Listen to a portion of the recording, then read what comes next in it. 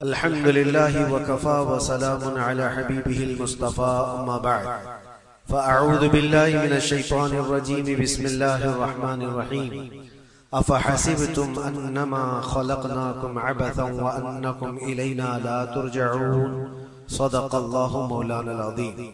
बारगाह रिसालत मुआब सल्लल्लाहु अलैहि वसल्लम में दुरूद पाक का हदिया पेश करें। अल्लाहुम्मा सल्लि अला सय्यिदिना व मौलाना मुहम्मदिन मअदनिल जूदि वल करम व आलिहि व अस्हाबिहिल किराम व इब्निहिल करीम व बारिक व सल्लिम सलातन दाइमतन सरमदन अबदा। अज़ीज़ान गिरामी वक़ार, हाज़िरीन जुमा, वक्त यहाँ पर ज्यादा हो चुका है। मैं मुख्तसरन आपके सामने कुछ बातें अर्ज करना चाहता हूँ। अल्लाह रब्बुल इज्जत ने इंसान की जो तख्लीक फरमाई, इंसान को जो पैदा किया, इसकी जिंदगी का जो मकसद बयान किया गया है कुरान पाक में अल्लाह ताला ने फरमाया, वमा खलक़तुल जिन्न वल इंसा इल्ला लियअबुदून। जिन्नात और इंसानों को मैंने सिर्फ अपनी इबादत के लिए पैदा किया। जिस चीज को जिस मकसद के लिए बनाया गया है, उसी मकसद पे उसको अमल करते रहना चाहिए। जहां वो चीज अपने मकसद पर अमल छोड़ देती है तो फिर वो कबाड़ के काबिल हो जाती है। कोई मशीन अगर घर पर लाए हो, मसाला पीसने की मशीन, मिक्सर, अगर वो अपना काम नहीं कर रही है तो फिर वो मशीन घर में रखने के काबिल नहीं होती। वॉशिंग मशीन कपड़े धोने के लिए इस्तेमाल की जाती है, और अगर वो कपड़े धोना ही छोड़ दे तो वो अपना मकसद छोड़ चुकी है। अब उसकी जगह भंगार में या कबाड़ खाने में ही होती है। इंसान जब अपनी जिंदगी का मकसद भूल जाता है तो फिर इसकी भी दुनिया में रहने का क्या हासिल है। अल्लाह ताला ने जिस मकसद के लिए इसको बनाया था, अब ये मशीन उस मकसद पे नहीं चल रही तो फिर इसके लिए जहन्नम का ईंधन तैयार है, जहां पर इसको हमेशा के लिए वेद दिया जाता है। अज़ीज़ान गिरामी वक़ार, मैं एक बात आपसे अर्ज करना चाहूंगा। अल्लाह के नबी सल्लल्लाहु तआला अलैहि वसल्लम ने इसीलिए बार बार हमें तंबीह फरमाई कि जो चीज हमें हमारे मकसद से फेरती है वो कौन सी चीज है, किस लिए इंसान गाफिल होता है और क्यों भटक जाता है, कौन सी चीज है। तो नबी पाक सल्लल्लाहु अलैहि वसल्लम फरमाते हैं, मैं मेरे बाद अपनी उम्मत से इस बात का अंदेशा नहीं रखता कि ये काफिर हो जाएगी, मुशरिक हो जाएगी। हुजूर फरमाते हैं, मुझे इसका डर नहीं है कि मेरी उम्मत मुशरिक हो जाएगी, काफिर हो जाएगी, लेकिन अंदेशा इस बात का है, डर इस बात का है कि तुम पर दुनिया फैला दी जाएगी और तुम दुनिया समेटते समेटते अल्लाह रसूल को भूल जाओ। आज ये पोजीशन पर जो मुसलमान आया हुआ है, उम्मत मुस्तफा की यही हालत है कि दुनिया इस कदर हावी है कि वो अपने आराम और सुकून को छोड़ना नहीं चाहता। जो कंफर्ट जोन में जीने का आदी हो गया है, उसे आज मुश्किलात का सामना करने की हिम्मत नहीं है। आज मैं महसूस करता हूं मेरे अजीजों, जब रसूल पाक सल्लल्लाहु तआला अलैहि वसल्लम की इज्जत की बात पर, कुरान पर, इस्लाम पर, दीन पर और अल्लाह की जात पर हमले हो तो लोग आए काएं करते रहते हैं, अभी अपने दाएं बाएं देखते रहते हैं कि मेरी सेफ्टी कितनी है, मेरी सिक्योरिटी कितनी है। छोटे से लेकर बड़ा आदमी हर एक ये सोचता है कि खामखा इस मुसल में अपना सर क्यों रखना, क्यों अपनी जान को जोखिम में डालना, मेरे भी बीवी बच्चे हैं और सब मुश्किल में पड़ जाए। यही दुनिया में कंफर्ट जोन में जीने की ख्वाहिश इसको बुज़दिल बना देती है और अपने रास्ते से इसे हटा देती है। कभी कभार ये भी तो सोचा होता कि बीवी बच्चे और घर बार और जायदाद और बिजनेस सिर्फ हमारे नहीं, सहाबा के भी थे, जो रसूल पाक सल्लल्लाहु तआला अलैहि वसल्लम के सच्चे गुलाम हैं। उनकी भी जायदादें थी, उनके भी माल औलाद थे, उनकी भी बीवी बच्चे, लेकिन कभी अज़मते मुस्तफा और दामने मुस्तफा के बीच दुनिया की किसी चीज को उन्होंने कभी आने नहीं दिया। हम सारी चीजों को पहले मुकद्दम रखते हैं कि क्या होगा। मेरे अजीजों, एक सहाबी रसूल की बात अगर अर्ज करो, अबू दहदा ऐसे मालदार सहाबी थे जिनका बागीचा पूरे मदीने में सबसे कीमती बागीचा था, सबसे कीमती बागीचा था। और उनके बागीचे की खजूरें सबसे महंगी खजूरें अबू दहदा के बागीचे की शोहरत थी मदीने में। मस्जिद नबवी में बैठे हुए थे। हुजूर पाक सल्लल्लाहु तआला अलैहि वसल्लम के पास एक मसला आया था, एक यहूदी का और एक मुसलमान का, एक दूसरे सहाबी। उस यहूदी के और मुसलमान सहाबी के दरमियान जो मसला वो था एक दरख्त को लेकर के, खजूर की दरख्त वो यहूदी के आंगन में था जिसकी खजूरें इस सहाबी के घर पे गिर जाती थी। इन्होंने खरीदने के लिए कहा, वो देने को राजी नहीं था। या इस तरह का एक मसला और भी है। अल्लाह के नबी सल्लल्लाहु तआला अलैहि वसल्लम ने रग़बत दिलाई, कोई है जो ये एक दरख्त खरीद करके मेरे इस सहाबी को दे दे, उसे मैं जन्नत का बागीचा दूंगा। तो उस वक्त अबू दहदा खड़े हुए, कहा या रसूल अल्लाह सल्लल्लाहु तआला अलैहि वसल्लम, मैं सौदा करूंगा उस यहूदी से। एक ही दरख्त था उसके आंगन में। उससे कहा कि कितने में तू ये दरख्त बेचेगा? मेरे नबी की बात है, हुजूर का फरमान, मैं खरीदूंगा। उसने कहा मैं बेचना नहीं चाहता, इसकी कीमत, क्योंकि उसे पता था इनकी कमजोरी है।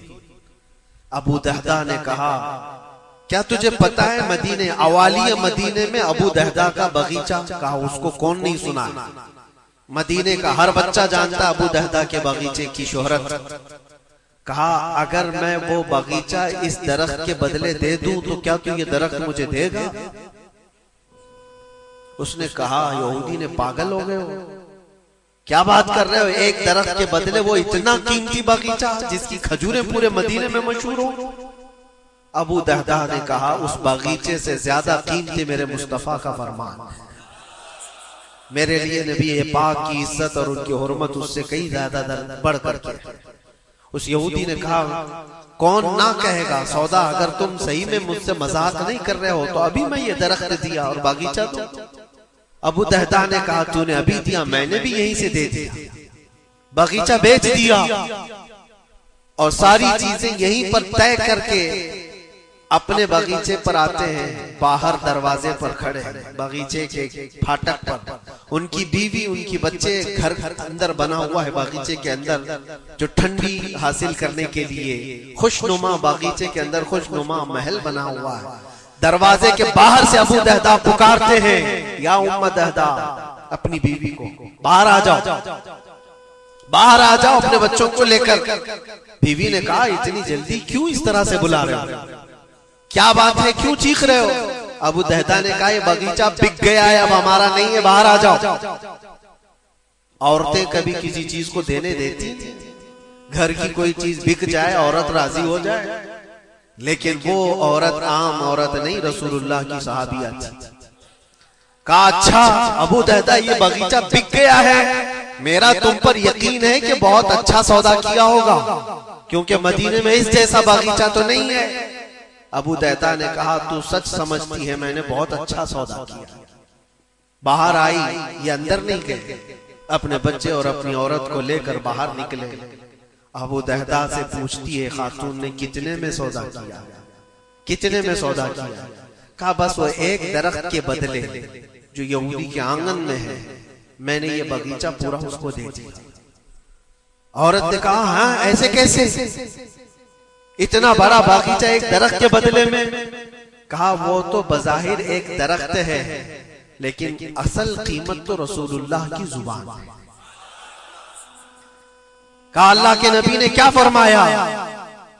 कहा कि एक दरख्त जो इस यहूदी का खरीद करके एक सहाबी को दे दे, मैं उसे जन्नत का बागीचा दे दूं। अबू दहदा ने जैसे ये सुनाया तो उम्मे दहदा कहती हैं अबू दहदा तुमने कभी मेरा यकीन नहीं तोड़ा, आज मैं ये कहती हूँ ये बगीचा ही क्या, हुजूर से पूछते हम सब भी बिकने को तैयार हैं। अल्लाह के नबी सल्लल्लाहु तआला अलैहि वसल्लम की जात पर ये यकीन कामिल था, उन्हें दुनिया बीच में कभी रोक न सकी। हमारे तो छोटी दुकानें हमें रोक देती, हमारे तो छोटे दरवाजे हमें रोक देते। अज़ीज़ान गिरामी वक़ार, अपने मकसद हयात से आदमी जब भटकता है तो कौन सी चीजें जो उसे अट्रैक्ट करती हैं दुनिया में? ये माल दौलत। मुझे वो बात याद आती है, सिद्दीक़ अकबर रज़ियल्लाहु तआला अन्हु हुज़ूर पाक सल्लल्लाहु अलैहि वसल्लम के साथ बैठे हैं। हुज़ूर पाक सल्लल्लाहु तआला अलैहि वसल्लम के हाथ में एक प्याला है जिसमें शहद है, आप उसको नोश फरमाना चाहते हैं, मुंह के करीब ले गए, अचानक आपने वापस रख दिया और किसी चीज को धक्का दे करके हटाने लगे, जैसे कोई मक्खियों को भगाता है। जबकि नबी पाक सल्लल्लाहु अलैहि वसल्लम के जिस्म के करीब कभी कोई मक्खी नहीं आती, लेकिन अनदेखी चीज को आप हटा रहे थे। फिर थोड़ी देर के बाद प्याले को उठाया, फिर थोड़ी देर मुंह के करीब जाते ही वापस रख दिया, फिर किसी चीज को धक्का देकर निकाल दिया। तीसरी मर्तबा प्याला उठाया तो सहाबा ने देखा आपकी आंखों से आंसू रवा है। हुजूर पाक सल्लल्लाहु तआला अलैहि वसल्लम क्या अश्क बह रहे हैं। तो सहाबा ने पूछा ये क्या मामला है? हुजूर अकरम सल्लल्लाहु तआला अलैहि वसल्लम फरमाते, पहली बार जब मैंने शहद का प्याला उठाया तो दुनिया मेरे पास सज संवर करके आई, तैयार होकर आई और कहा है अल्लाह के नबी मेरा हुस्न जमाल आप कबूल कर लें, हर तरह के हसीनाएं आपके कदमों में लाकर रख दूं, हर तरह का हुस्न आपके कदमों में लाकर रख दूं। हुजूर फरमाते मैंने धक्का देकर दूर किया कि मुझे तेरे हुस्न जमाल की जरूरत नहीं। दुनिया चली गई। दूसरी बार जब मैंने प्याला उठाया तो दुनिया फिर आई मेरे पास और पूरे ज़रो जवाहरात और दौलत के अंबार लेकर दुनिया ने कहा अल्लाह के नबी ये कबूल कर लें, आपके कदमों में सोने के महलात और जवाहरात सजा दिए जाएंगे। हुजूर पाक सल्लल्लाहु अलैहि वसल्लम फरमाते मैंने उसको भी धक्का देकर दूर किया, ना तेरे हुस्न जमाल की तरफ मैं रग़बत करूंगा, ना तेरे दौलत और माल की तरफ, मुझे इसकी भी हाजत नहीं। तीसरी बार बहुत इंपॉर्टेंट चीज मैं अर्ज कर रहा हूं, जो कहना चाहता हूं तवज्जो से सुनिए। हुजूर पाक फरमाते तीसरी बार दुनिया मेरे पास आई और कहा है अल्लाह के नबी आपने मेरे हुस्न जमाल को भी नहीं कबूल किया, दौलत और माल को भी नहीं कबूल किया, मुझे धक्का देकर दूर किया, लेकिन एक बात है आपके बाद आपकी उम्मत ऐसा नहीं कर सकेगी, वो दौलत और माल और हुस्न जमाल की तरफ भागेगी और आपको छोड़ देगी। हुजूर फरमाते जब मैंने ये बात सुनी तो मेरे आंसू निकल आए, क्या मेरी उम्मत मुझे छोड़कर इस तरह दूर हो जाएगी? दिल पर हाथ रख करके सोचो है मुसलमानों, क्या आज वो पोजीशन नहीं है? हम इन दो चीजों के चक्कर में अपने नबी पाक सल्लल्लाहु अलैहि वसल्लम से कितनी दूर भागे जा रहे हैं। तुमने कभी रातों को तसव्वुर करके देखा कि कितनी रातें ऐसी आई कि मैंने अपने मुस्तफा को याद किया, तन्हाई में अपने हबीब को याद किया है। उस रसूल का हाल तो ये था, माँ आयशा सिद्दीका फरमाती एक रात ऐसी नहीं गई जिसमें रसूल पाक सल्लल्लाहु अलैहि वसल्लम अपनी उम्मत के लिए दुआ ना करते। रात को खड़े होते थे तो पिंडलियों में सूजन आ जाती थी, पैर सूज जाते थे और कसरत से रोते थे अपनी उम्मत के लिए अल्लाह की बारगाह में कि मौला मेरी उम्मत भोली भाली है, उसकी बख्शिश मेरे हवाले कर दे। रब्बी हबली उम्मती, जो न भूला हम गरीबों को रज़ा। और आज उम्मत का हाल ये है कि साल में एक बार मिलाद करके हम ये समझते हैं हक अदा कर लिया। हर दिन हर रात जो नबी पाक हमें याद करते थे तो हमने आज वो क्या कर दिया? यही दो चीजें हैं जो इंसान को अपने मकसद हयात से हटाती हैं, अपने रास्ते से हटाती हैं, दौलत और शबाब, ये हुस्न जमाल। हर नौजवान को देखो इन दो चीजों के पीछे भाग रहा है, उसे ये दो चीजों की ख्वाहिश है, माल जमा करना है और खूबसूरत औरत को लाना है। और इन दो चीजों ने दुनिया में उसको ऐसा गाफिल कर रखा है, ऐसा गाफिल कर रखा है, उसे सोचने का मौका ही नहीं। जब उसके सामने कहा जाए तेरे नबी पाक की इज्जत की बात आई है, कहा वो देख लेंगे, मौलाना लोग तो है ना, उलमा इकराम अपना काम करेंगे। कल कयामत के दिन क्या मुंह लेकर के हुजूर की बारगाह में खड़े होंगे? किस मुंह से हुजूर की बारगाह में खड़े होंगे कि मेरी सिफारिश फरमा दे अल्लाह के नबी? किस मुंह से हुजूर की बारगाह में आएंगे कि अल्लाह के नबी मेरी शफाअत कर दे? क्या इस बात का एहसास नहीं सताता कि अल्लाह के नबी अगर मुझे पूछे तो उसी जगह से आता है जहां रोज मुझे गालियां दी जाती और तू सुन करके कबाब खाया करता था, तू रोजाना अपनी मस्तियों में मस्त था। उठो वो घर न हश्र न होगा फिर कभी, दौड़ो के जमाना छाल अपनी चल गया। आज तुम्हें मैं जगाने आया हूं और बेदार करने आया हूं। जिंदगी का मकसद ये था कि अल्लाह और उसके रसूल को राजी करो, ना ये कि तुम दुनिया को राजी करने के चक्कर में अपने अल्लाह और उसके रसूल को भूल गए। उन नौजवानों से मैं कहता हूं जो रात रात भर तुम अपने दोस्तों के लिए गुजारते हो, तुम अपने माँ बाप को छोड़ करके चले जाते हो और इन दोस्तों के चक्कर में अपना माल भी बहाया, वक्त भी गंवाया, लेकिन हासिल क्या हुआ पता है?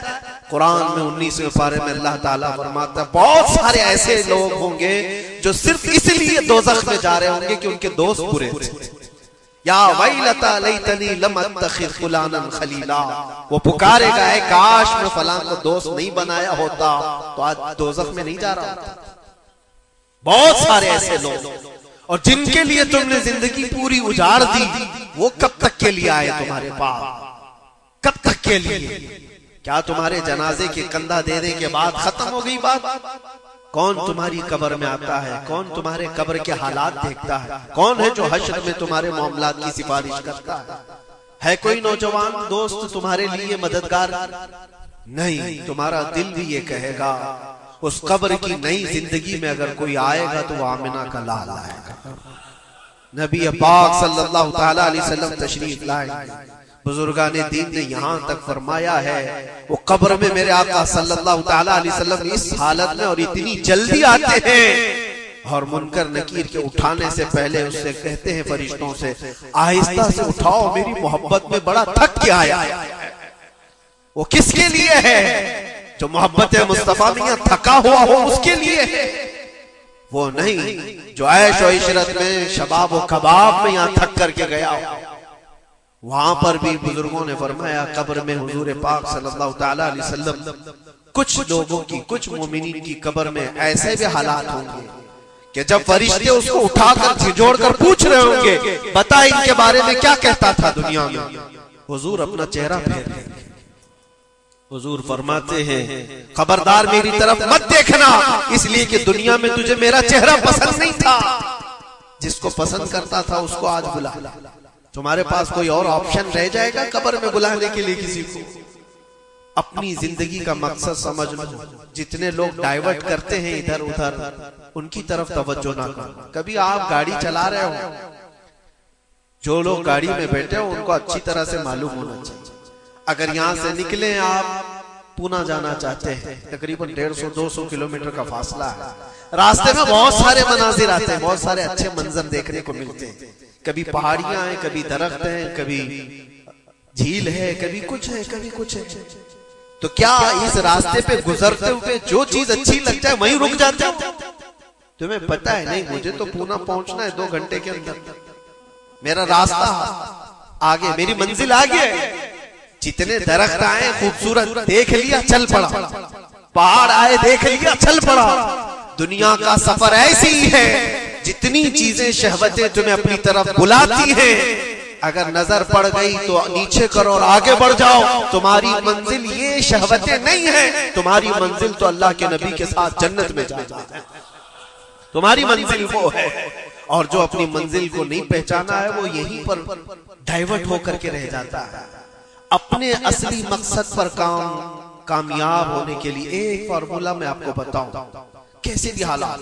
कुछ लोग ये सोचते हैं कि जिंदगी में हालात बदल गए, गुनाहों की तरफ चल पड़े। कभी ख्वाहिशात ने अंगड़ाइयां ली, मैं नफ्स का शिकार हो गया, फलां काम कर लिया, फलां काम कर लिया। कौन इंसान ऐसा है जो खता नहीं करता? इंसानों में खता है, नबियों को छोड़कर।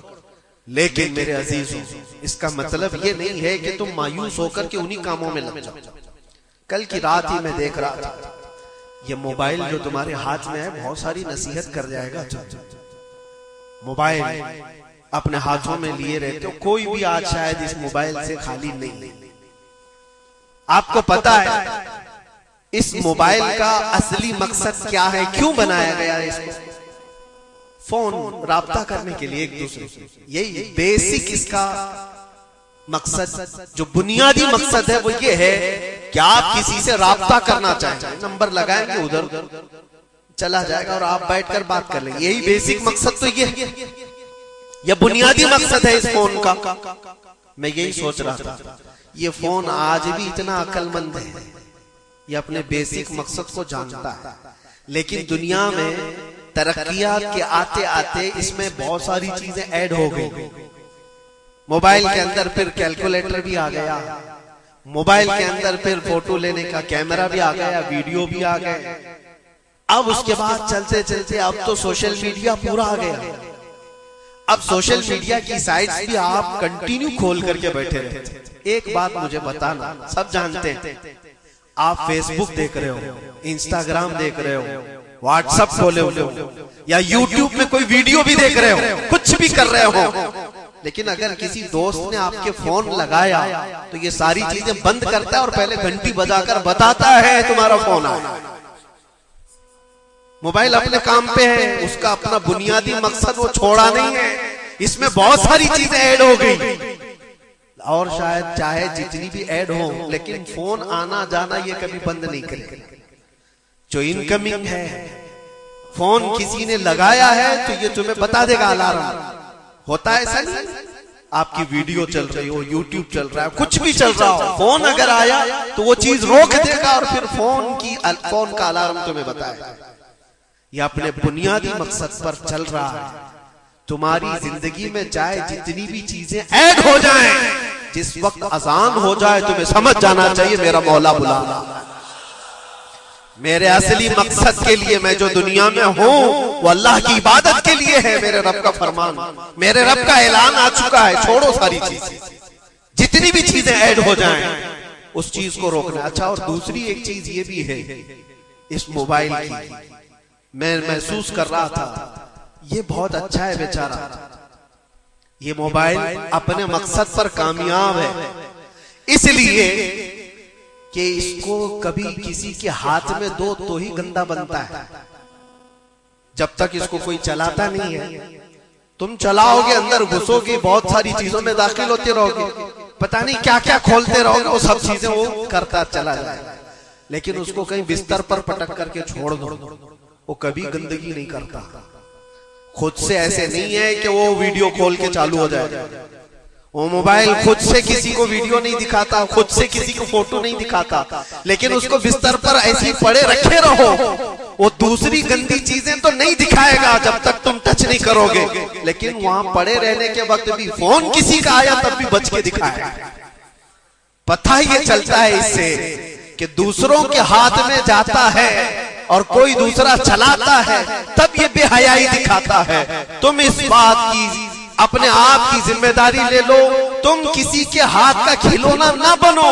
दोस्त तुम्हारे साथ खेलेंगे और दुनिया तुम्हारे साथ खेलेगी, ऐशो इशरत की तुम्हारी ख्वाहिशात ये सब दुनिया डालती है। अगर ये सारी दुनिया से हटाकर अपने आप को अल्लाह उसके रसूल के सुपुर्द करो, देखो कभी तुम्हारी जिंदगी में तुम्हारे जिस्म से बेहयाइयां नहीं आ सकती, नहीं आएंगी। ये जिस्म अल्लाह, इस जिस्म का मालिक कौन है? अल्लाह है। और हमारी गर्दनों की ऊपर अगर किसी का हुक्म है तो रसूलुल्लाह का। अगर जिंदगी में तुमने ये तय कर लिया मैं अल्लाह का बंदा हूं, अल्लाह ने मुझे बनाया है, मेरी गर्दन अल्लाह के नबी की इज्जत के लिए है, सुपुर्द कर दिया अपने आप को, तो बेहयाइयां तुम्हारे अंदर नहीं आएंगी। हाँ, होता यह है कि तुमने अपने आप को दूसरों के सामने पेश किया है, दोस्तों के सामने। अरे किसको किसको तुम जान जान कहते रहते हो, तू मेरी जान है, मैं तेरी जान हूँ, पता नहीं कितनों को जान कहा है और कोई जान किसी के काम की नहीं है, किसी के काम की नहीं है। लेकिन एक बार जिन सहाबा ने कहा फिदा का भी वो उम्मी या रसूल अल्लाह, अल्लाह के रसूल मेरे माँ बाप आप पर कुर्बान, मेरी जान आप पर कुर्बान। यहाँ दोस्त को या बीवी को या महबूबा को जान कहा तो बदले में इसने फूटी कूड़ी भी नहीं थी, जिंदगी में सिवाय दुख और गम के कुछ नहीं मिला जान से। लेकिन मुस्तफा करीम को जिसने ये कहा मेरी जान आपके हवाले है, अल्लाह के नबी ने उनको जर्रे से उठा करके आसमान का तारा बना दिया। एक अरब ने आदमी का बोलबाला कर दिया, खाक के जर्रों को हमदोशे सुरैया कर दिया। खुद न थे जो राह पर औरों के हादी बन गए, क्या नजर थी जिसने मुर्दों को मसीहा कर दिया। नबी पाक सल्लल्लाहु तआला अलैहि वसल्लम के हवाले अपने आप को करके तो देखो, फिर तुम्हें कहां से कहां पहुंचाया जाएगा। आज दुनिया मुझे पहचानती है तो मेरे बाप के नाम से नहीं, अजमत मुस्तफ़ा के नाम से पहचानती है, कदम मुस्तफ़ा की बरकत से पहचानती है। हमको अगर किसी ने उठाया है तो किसी के बाप ने नहीं, किसी नेता ने नहीं। मेरा ताल्लुक किसी सियासी पार्टी से नहीं है। मेरी आज इज्जत कोई करता है तो इसलिए नहीं है कि ये सियासी कोई ओहदा रखता है, सिर्फ इसलिए इज्जत की जाती है कि नबी पाक की इज्जत पर बात आती है तो ये अपनी आवाज को तो उठाता है। जब तक बिके न थे तो कोई पूछता न था, या रसूल अल्लाह तुमने खरीद कर हमें अनमोल कर। अल्लाह करीम हम सबको अपने मकसद हयात पर चलने की तौफीक अता फरमाए, हमारी जिंदगी को बामकसद और बाअमल बनाने। अल्लाह करीम की बारगाह में दुआ है कि मौला मरने से पहले वो दिन हमें दिखा, आंखें बंद होने से पहले एक बार उस हसीन जमाले जहां आरा की ज़ियारत हमें नसीब फरमा। व आखिर दावाना अल्हम्दुलिल्लाहि रब्बिल आलमीन।